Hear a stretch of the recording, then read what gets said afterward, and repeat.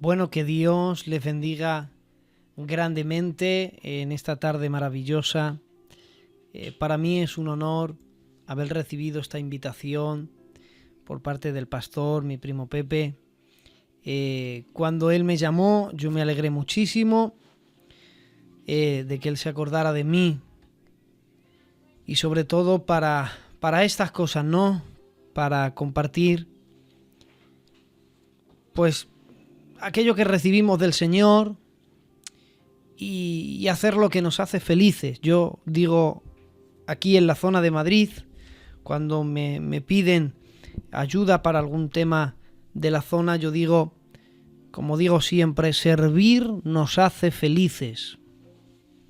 Y para eso estamos en esta tarde, para compartir una palabra de parte del corazón de Dios.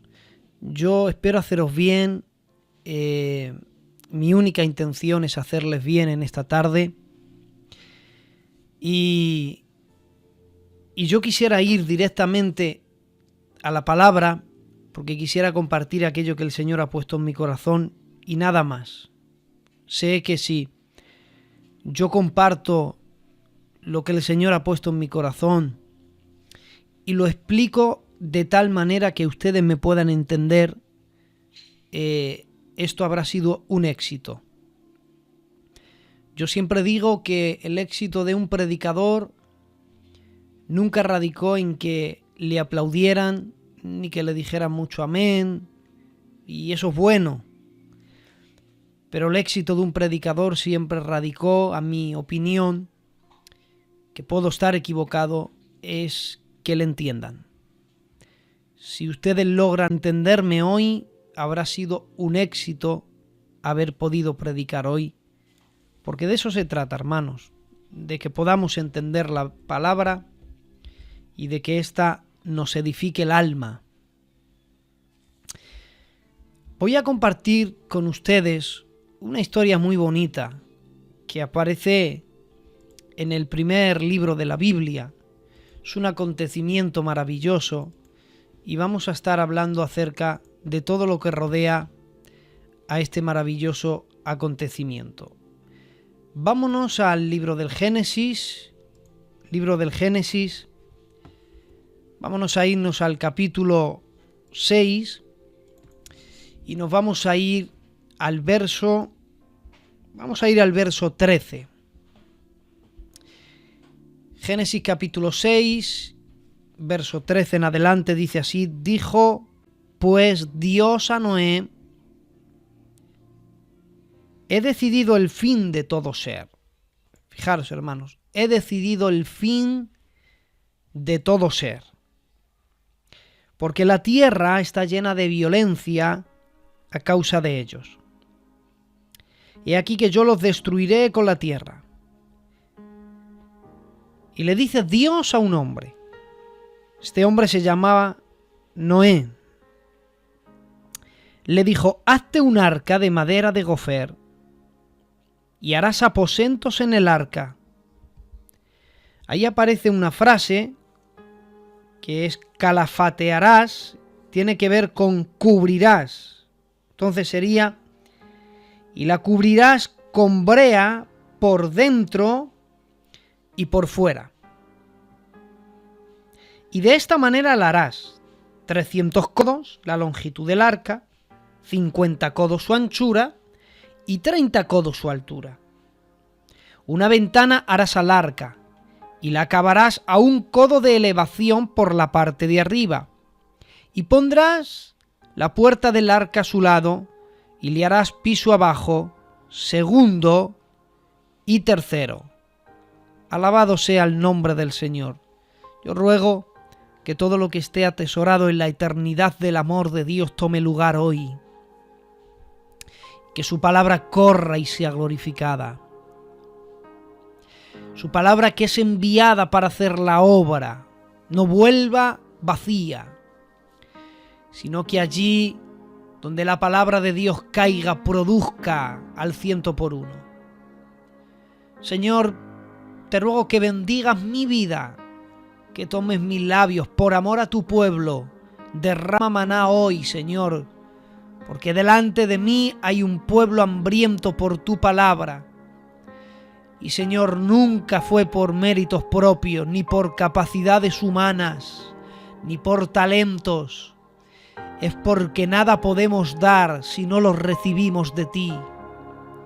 Por eso, amado Rey, quiero encomendarme en tus manos y a la santa providencia de tu palabra, y que tu palabra venga sanando los corazones, venga vendando las heridas, venga restaurando, fortaleciendo, animando, derribando.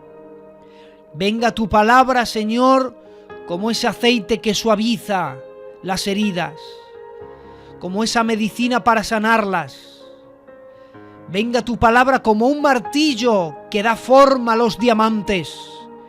Sea como sea, te ruego, Eterno, que no guardes silencio, sino que tu palabra hoy pueda ser, Señor, glorificada y que pueda hacer la obra en los oyentes. Gracias, en el nombre de Jesús. Amén y amén. Verán, en una ocasión Dios decidió poner fin a la tierra con un diluvio de aguas. Aquí muchos podrán ver quizás a un Dios cruel, pero yo lejos de ello, yo veo a un Dios que es un Dios soberano. En su soberanía, Dios puede hacer lo que quiere, como quiere, cuando quiere. Escuchen, sin tener la obligación de dar explicaciones a nadie. O sea, Dios no tiene por qué dar explicaciones de cómo Él administra.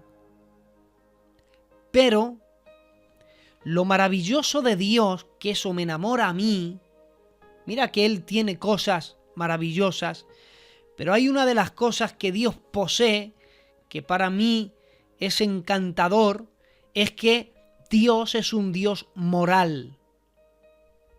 A diferencia, por ejemplo, de los dioses griegos no son dioses morales, ellos no se rigen por la moral. Los dioses griegos se les presenta como todopoderosos. Me dirán, Eugenio, pero Dios al cual servimos también es un Dios todopoderoso. Claro, Dios al cual servimos es el único Dios todopoderoso. Por esa razón es que Dios no todo lo puede. Fijaros, Dios es todopoderoso por la razón de que Él no lo puede hacer todo. Hay cosas que Dios no puede hacer. La Biblia dice, es imposible que Dios mienta. Por lo tanto, aunque Él es todopoderoso, hay ciertas cosas que Él nunca hará porque sencillamente su naturaleza no es que no se lo permita, es que no está en su naturaleza comportarse así. Es imposible que Dios peque. Dios no va a pecar. Su naturaleza está en contra de todo ello.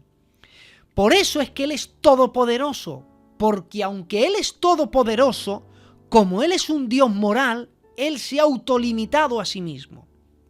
A diferencia, por ejemplo, de los dioses griegos, que todos sabemos que son seres mitológicos que nunca han existido, sino simplemente han existido en la mente de personas, pero presentan a los dioses mitológicos griegos como todos poderosos. Ellos todo lo pueden hacer. Ellos pueden engendrar un hijo y matarlo. Ellos pueden, por ejemplo, amar y odiar a la vez. Ellos pueden ser bondadosos y robar. Ellos todo lo pueden hacer.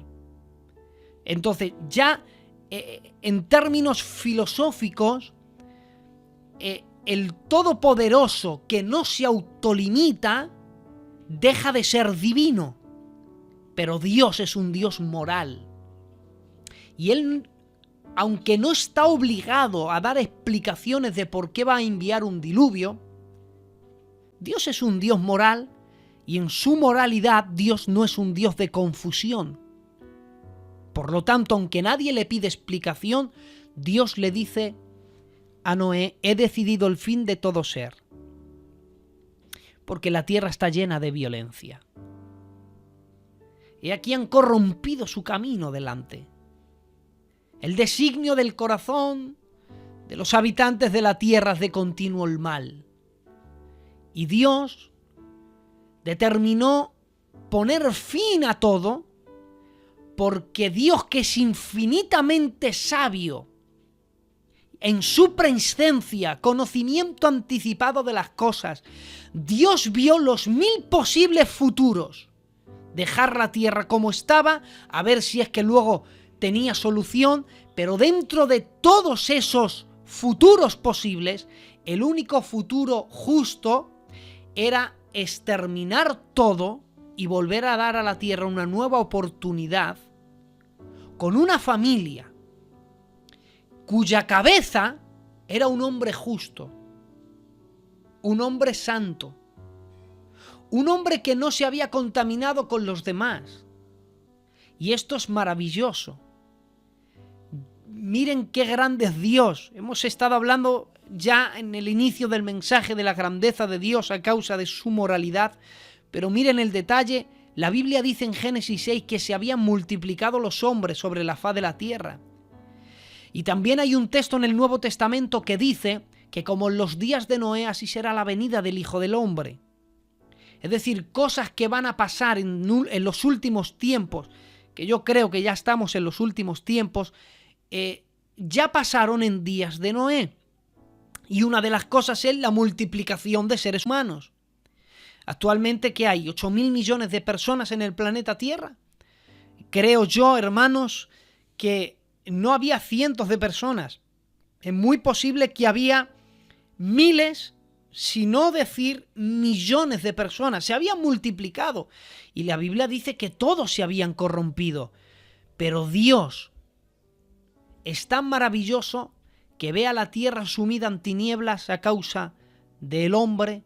Sin embargo, Dios dice: todos se han contaminado, pero hay uno que es justo. Luego él más adelante diría que él no tiene por culpable al inocente. Y es que él, antes de decirlo, lo demuestra. Librando la vida a Noé, ofreciéndole la oportunidad de salvarse, él no está condenando al justo con los impíos.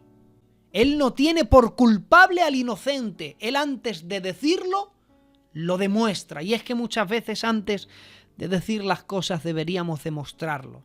Uno no es cristiano porque dice que es cristiano.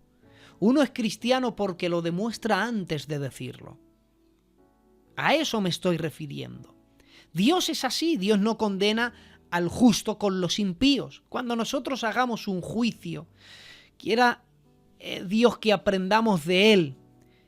Muchas veces, hermanos, juzgamos a toda una iglesia por el comportamiento de uno.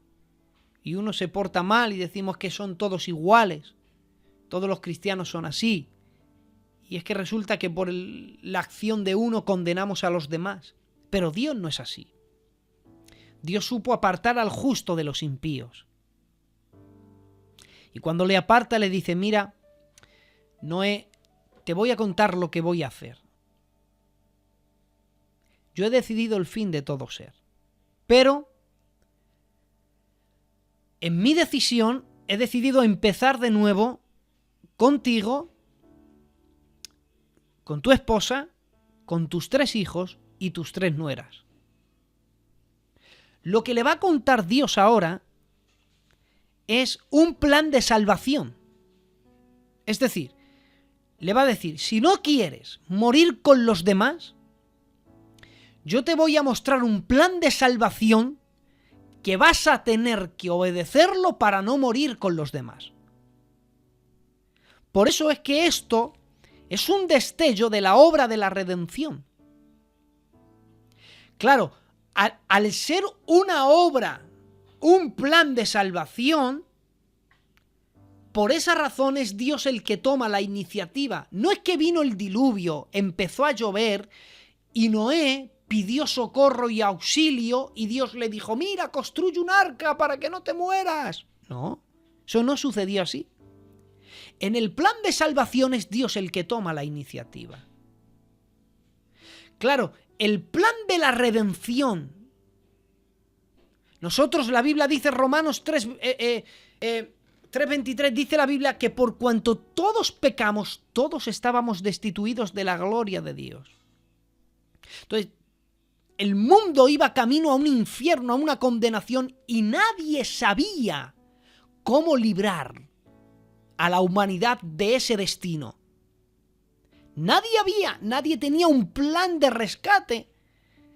Por eso es que Dios en persona tuvo que iniciar el plan y fue Él el que tomó la iniciativa. ¿Saben ustedes que el plan de salvación no es el hombre pidiendo auxilio a Dios?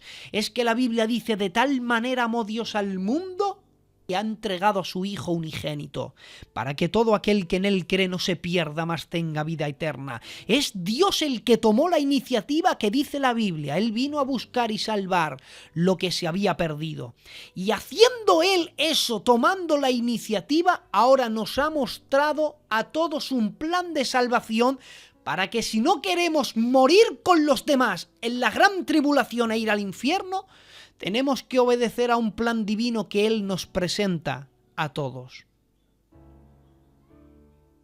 Le dice Dios a Noé, mira Noé, te voy a advertir de algo que no sabes. Todavía no ha ocurrido, nunca ha pasado, pero te digo yo que pasará. Va a venir un diluvio de agua sobre esta tierra. Y en 40 días el mundo entero va a quedar anegado en aguas. Te voy a advertir de algo, oyente, que todavía no ha sucedido, pero que sé yo por la palabra de Dios, porque yo creo a Dios, sé yo que va a suceder. De la misma manera que Dios le dijo a Noé, te voy a advertir de algo que nunca ha pasado, que no has visto con tus ojos, pero va a suceder. Y sucedió. Pues yo voy a mostrar algo que no ha sucedido, pero que va a suceder. Viene a este mundo un juicio. Viene a este mundo lo que la Biblia llamó el gran día de la ira de Jehová. Llega a este mundo un acontecimiento que va a trastornar al mundo para siempre, como es el arrebatamiento de la iglesia, y tras el arrebatamiento de la iglesia se van a desatar en la tierra unos juicios que Dios ya había anunciado desde antemano que iban a suceder, pero los hombres no quisieron escucharle. Y escucha, que no lo hayamos visto no significa que no va a suceder.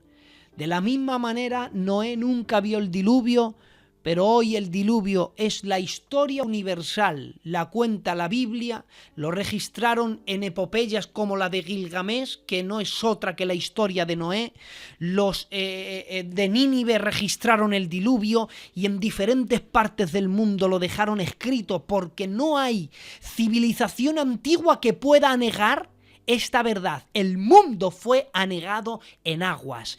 ¿Y sabes quién fue el promotor de todo ello? Fue Dios, hermanos. Es un juicio que vino a la tierra. Te estoy advirtiendo, oyente, que viene a la tierra la gran tribulación. Pero oigan, escúchenme bien, hay oportunidad, porque Dios ha planificado un plan de salvación. Es un plan de la redención. Es que Él ha enviado a su Hijo para que todo aquel que en Él cree no se pierda, mas tenga la vida eterna. Y uno no se condena, hermano. ¿Sabes por qué el mundo se condena? Lo dice el siguiente texto, dice la Biblia. Dice, porque esta es la condenación, que la luz vino al mundo, pero los hombres, y cuando dice los hombres hablan de hombres y mujeres, dice la Biblia, amaron más las tinieblas que la luz, porque sus obras eran malas. Uno no se va al infierno porque alguien decide que él vaya. Es uno. Dios nos ha dado la libertad. Somos agentes morales responsables de nuestros actos. Y de la misma manera que frente a nosotros en cualquier momento hay un juicio que viene a esta tierra, de esa misma manera tenemos una salida. ¿Sabe cuál era la salida de Noé? La salida de Noé era, mira Noé, ¿no quieres morir con ellos? Seguramente Noé diría, claro que no quiero morir con ellos. Muy bien, construye un arca de madera de gofer. Le estaba diciendo, la salvación tuya y de tu casa radica en obedecerme.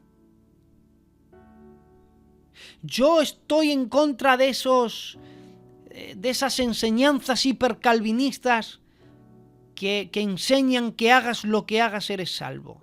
Todavía no he encontrado base bíblica donde muestre que el que practica el pecado se vaya al cielo. La Biblia dice, escúchenme bien, miren, si la Biblia dice que el justo con dificultad se salva, dice la Biblia, ¿a dónde irá el impío? Y el impío no es otro que aquel que sabiendo y pudiendo hacer lo bueno no lo quiso hacer, por lo menos ni lo intentó tan siquiera. Y la Biblia dice en Romanos capítulo 1 que no hay excusas posibles, porque la ira de Dios se revela desde el cielo contra toda injusticia de los hombres que con su injusticia entran en guerra contra la justicia de Dios. Hay quien, hermanos, está lleno de excusas. Es que no puedo. No, di más bien no quiero.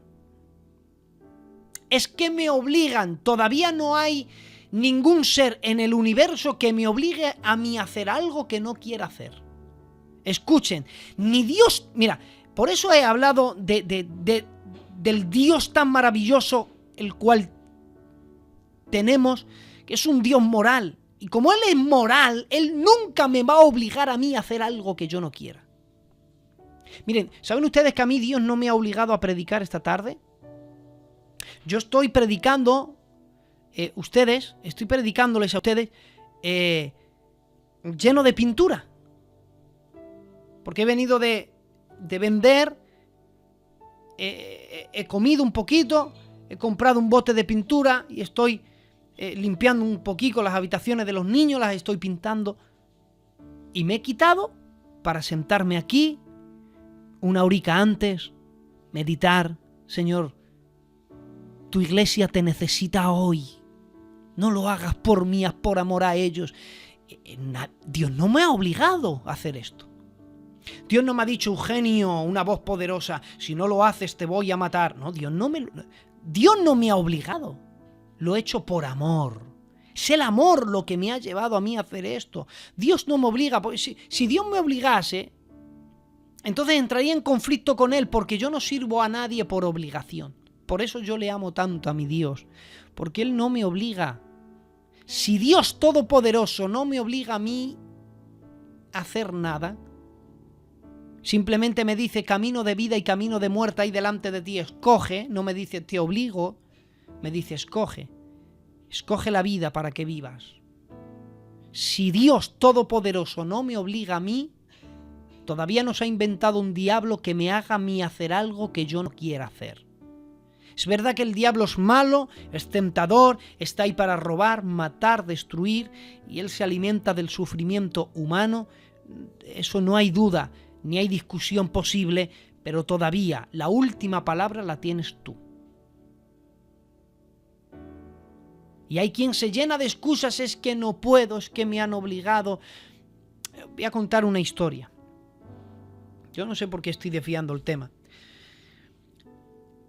Se cuenta una historia de estas historias del nazismo, y cuando el Tercer Reich pues provocó tantos genocidios, y se cuenta que cogieron a un judío polaco, era millonario, y le sacaron de su mansión, y él era famoso y tenía mucho dinero, y de la noche a la mañana le quitaron todo para meterle en uno de los campos de concentración a torturarles y a experimentar con ellos como hacían los nazis. Y dicen que le dejaron sin nada, sin posición, le dejaron sin dinero, le dejaron sin nada, pero él siempre salía sonriendo y decía buenos días, y con una sonrisa en la cara, con una alegría, y aunque estaba encadenado, él paseaba como quien pasea libre por un parque, y parecía que no tuviera ninguna preocupación y posiblemente ese día iba a morir, pero él sonreía, y esto no lo soportaban los soldados alemanes, y un día le dijeron: ¿se puede saber por qué razón tú vives alegre? Siempre tienes una sonrisa, eres educado, nos das los buenos días, paseas encadenado como si fueras libre, paseando por un parque hermoso, teniéndolo todo. ¿No entiendes que te hemos quitado todo? ¿Que te hemos dejado en la ruina? ¿Que peor no puedes estar?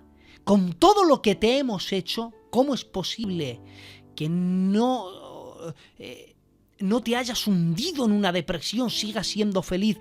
Y entonces aquel judío polaco les dijo: me habéis quitado todo, posesiones, dinero, me habéis quitado libertad, me habéis quitado de todo, pero no podéis controlar algo. ¿Cómo me afecte a mí todo lo que ustedes me están haciendo?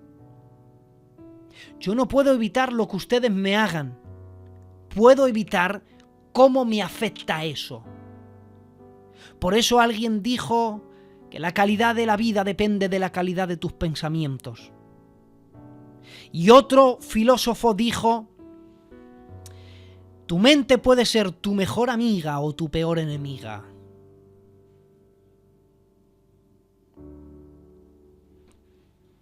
Por eso, Dios no nos obliga. Y Él dice: ¿quieres salvarte? Sí, obedéceme. Todos aquellos que quieran librarse del juicio que viene a este mundo tendrán que obedecer a Dios, quieran o no quieran, porque es Dios. Y en el orden tiene que haber un ente soberano que dirija todo, porque siempre en el orden tiene que haber quien gobierne. En este caso es Dios Todopoderoso, y yo doy gracias a que sea Él, porque si yo fuera Dios, seguramente sería todo un desastre. Hay una película que se llama Como Dios, no sé si ustedes la han visto. Si la quieren buscar, ¿sabes dónde tienen que ir? A la sección de comedia. Es una película de risa. Como Dios se llama. Y hay el protagonista, que dice que Dios no sabe hacer su trabajo, porque su vida es un desastre. Y que si él estuviera en el lugar de Dios, entonces las cosas serían diferentes. Como diciendo: yo sería ser mejor Dios que lo que Dios es.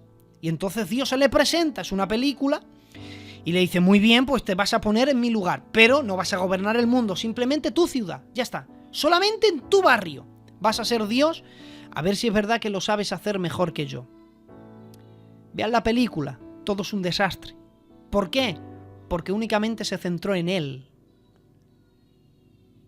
en su dinero, en su riqueza, en su fama, en ser popular, en que todo le salga bien.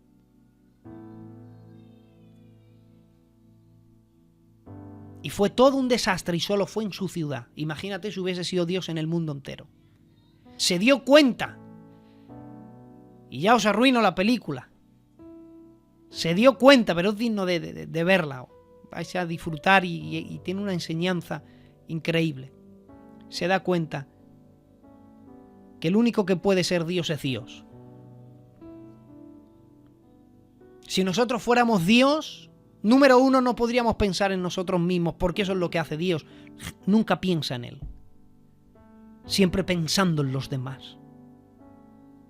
Nosotros quisiéramos ser Dios para vengar de enemigo y matar a este y hacer lo otro al otro y hacer rico a este que es mi amigo. Y no, así no funciona la divinidad. Dios le dice: ¿quieres salvarte? Obedéceme. Dios nos ha dado algo que se llama la Biblia, para que nadie tenga excusa. Dios no solamente fijaros, porque la Biblia no es el todo de Dios.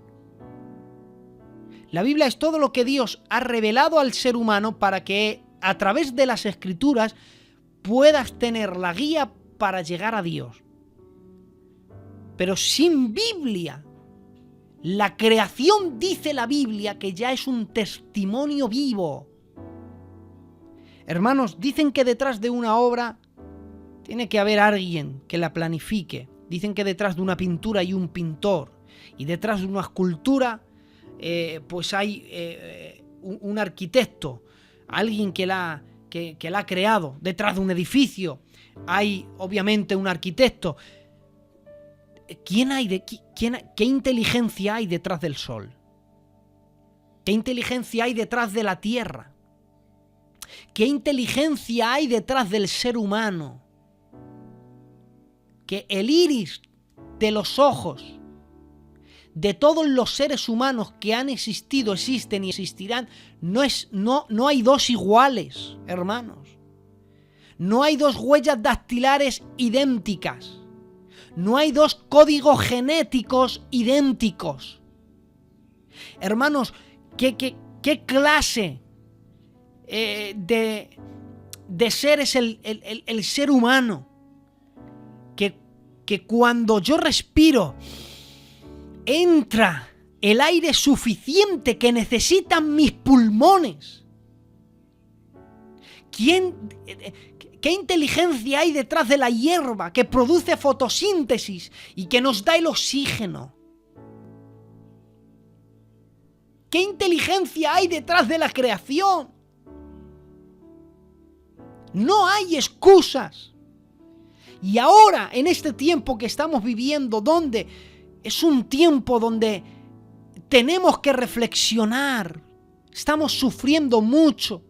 Lo que está pasando al mundo, y con esto termino, y este no era el mensaje, pero bueno, el Espíritu Santo sabrá, en otro momento continuamos con esta historia maravillosa, pero escúchenme bien, estamos viviendo un tiempo donde estamos sufriendo mucho con todo esto que está pasando. A mí me han preguntado en alguna ocasión que si todo esto ha sido Dios el que lo ha enviado o que si es un castigo. Lejos de la realidad, hermanos. Dios no es así, Él no obra así, Él no envía pandemias de tiempo en tiempo para hacer sufrir al hombre. No, Dios no es así, hermanos. Esto que está aconteciendo no es producto de una obra de Dios. Ahora, el por qué lo permite siendo Él tan poderoso. Eugenio, me estás presentando a un Dios muy grande, muy poderoso, un Dios moral, un Dios que nos ama. Y si nos ama y Él es tan poderoso, ¿cómo permite que haya venido esta pandemia al mundo? Miren, hermanos, yo después de meditar, hace 20 años que conozco al Señor, y después de meditar, hermanos, yo llegué a una conclusión. Cuando ocurre algo en la tierra, donde sus hijos e hijas son afectados, porque este virus lamentablemente está haciendo mucho daño a la iglesia de Dios. Nos han cerrado las iglesias. Hermanos y hermanas están sufriendo en hospitales. Ahora, de la iglesia del Campo del Ángel tenemos a una hermanita en la UCI, la tenemos ingresada con el COVID-19, hermanos. Es un desastre, es una hermanita cristiana, su marido, sus hijos son cristianos, son maravillosos y ellos están sufriendo, nosotros estamos sufriendo con ellos y hemos visto cómo seres queridos han partido, hermanos, está haciendo mucho daño esto. Y yo medité y la gente me pregunta ¿y por qué permite Dios esto? Yo llegué a una conclusión, hermanos. Cuando ocurre algo donde su iglesia es afectada y Dios no se pronuncia, porque a mí Dios no me ha dado una explicación. Entonces, para mí Dios ha guardado silencio ante todo esto. Entonces, cuando algo ocurre y Dios no se pronuncia por dos motivos. Número uno, no me lo explica porque no lo entendería. La Biblia dice que sus pensamientos y los míos hay una distancia del cielo a la tierra. No se puede medir. Si Él me explica por qué lo permite, seguro no lo entiendo. Número dos, o seguro no lo acepto. Por eso es que Dios siempre mostró el resultado a sus hijos, pero guardó silencio del proceso. Y esto lo vemos con José. Dios le mostró que sería el gobernador de sus hermanos. Y él se levanta y sonriendo lo cuenta, porque es motivo de alegría. Voy a ser gobernante ante todos vosotros. Eso es motivo de alegría. Y cualquiera acepta eso. Pero Dios guardó silencio de que para que llegues ahí te van a vender tus hermanos, te van a odiar, te van a querer matar, vas a vivir 20 años fuera de tu padre, no vas a saber si está vivo o muerto, te van a meter en la cárcel sin tener culpa, se van a olvidar de ti. Dios no le mostró el proceso, le mostró el resultado. Porque si le muestra el proceso, a lo mejor dice, no lo quiero, no me interesa el resultado por el proceso que hay que vivir. Por eso Dios, conociendo al ser humano y queriendo lo mejor para nosotros, aunque no lo entienda y mi mente por mucho que razone no lo comprenda, hay un texto en la Biblia que dice que a los que amamos a Dios y a aquellos que conforme a su propósito hemos sido llamados, todas las cosas nos ayudan a bien. Y Dios me hizo entender que como yo voy a vivir procesos que no comprendo, porque cuando la Biblia dice todas las cosas me ayudan para bien, hay cosas que digo, no, esto jamás me puede ayudar a mí para bien. Pero como Dios sabe que voy a vivir procesos que no entiendo, que por mucho que razone no lo voy a comprender, porque bienvenido a la realidad. Si te predicaron algo diferente, no lo sé, medítenlo. Pero bienvenido a la realidad. Te quiero dar la bienvenida a la realidad cristiana. Vivirás procesos que no comprendas. Si no lo ha vivido ya, vivirá momentos donde tenga preguntas que jamás tengan respuesta. No va a haber respuestas rápidas para sanar tus heridas. Pero como Dios sabe que yo voy a vivir procesos que no entiendo, para que en ese momento tan doloroso yo pueda seguir amando a Dios, Dios me ha dado una medicina que se llama la paz. Mi paz os dejo, dice Dios, mi paz os doy. Y la Biblia dice en Filipenses que la paz de Dios sobrepasa todo entendimiento. Es decir, la paz de Dios no se puede razonar, no la puedes comprender. Uno no se explica por qué, por ejemplo, cuando pierde uno un ser querido, se refugia en Dios y él encuentra un momento de paz. Hermanos, si ustedes lo piensan, eso no se puede explicar. Verán, para saciar el dolor que ha causado un ser visible, intento que lo sane un ser que no veo con mis ojos. ¿Quién puede entender eso? Nadie. Por eso es que la paz de Dios sobrepasa todo entendimiento. Porque de la misma manera que yo vivo procesos que no entiendo, para momentos que no comprendo, Dios me ha dado una paz que tampoco comprendo. Es decir, que Dios nos ha dado una medicina para momentos de enfermedad. Siempre Dios nos mostró un antídoto antes del veneno. Por eso lo primero que planificó Dios antes de la fundación del mundo, ¿qué fue? El plan de salvación, porque la Biblia dice que el Cordero estaba destinado desde antes de la fundación del mundo. No había venido el veneno al mundo y ya Dios tenía un antídoto preparado para sanarnos. De la misma manera, Dios sabe que vamos a vivir momentos que no entendemos. En esos momentos Dios nos dará una paz que tampoco comprendamos. Por eso la Biblia dice, vuelvo a Génesis y termino, que Noé, habiendo sido advertido de algo que él no sabía, que él desconocía, él nunca había visto llover, Pero aunque él no lo entendió, la Biblia dice que con temor construyó el arca. Y dice la Biblia, y por esa fe condenó al mundo. Se está refiriendo a que el testimonio de Noé es suficientemente, es el testigo para decir a los demás: no es que no pudisteis, sí pudisteis, pero no quisisteis, porque ahí tengo un testigo, y es Noé, que siendo advertido de algo que no había visto, con temor obedeció a Dios. Es verdad que no... algunos dicen, y teniendo la venida por tardanza, que Dios no viene, que es mentira, y que Dios... ¿Y quién ha visto a Dios? Advertimos de alguien que no vemos con nuestros ojos. Pero he ahí la fe, hermanos. Por fe andamos, no por vista. Por eso yo te invito a que te acerques a Dios, que lo abraces y que no te sueltes.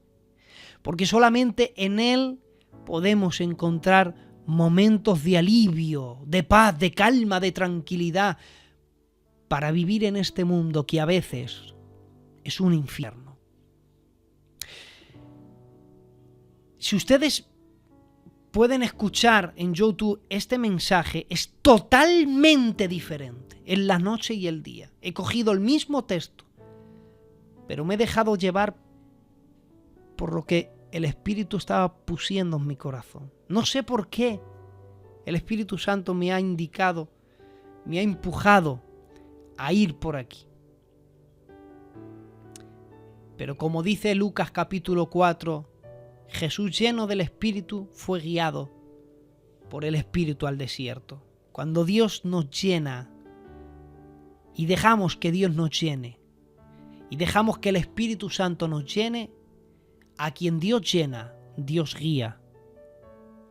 Y yo doy gracias de haber predicado esto, porque lo que he predicado no ha sido de mí, porque nada podemos dar si no lo recibimos de Dios. Gracias, Pepe, gracias por la invitación.